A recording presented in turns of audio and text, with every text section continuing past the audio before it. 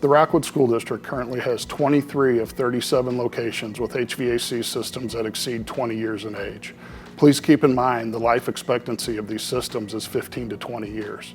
So how did we get in this position?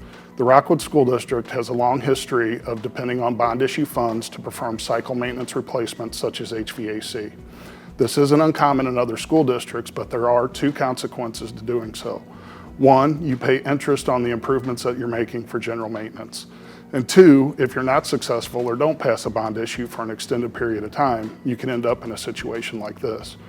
From 2010 to 2015, the Rockwood School District was unsuccessful in passing a bond issue. The district passed a large bond issue in 2017, but the majority of that bond issue was dedicated to building improvements such as the new Eureka Elementary School and STEM lab improvements at the 4 high schools, which also included additions at Eureka High School and Marquette.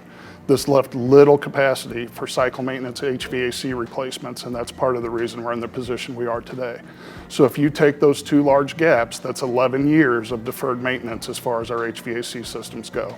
That's why it's imperative to separate the funding source from bond issue and cycle maintenance so you can establish a dedicated fund annually to make these cycle replacements.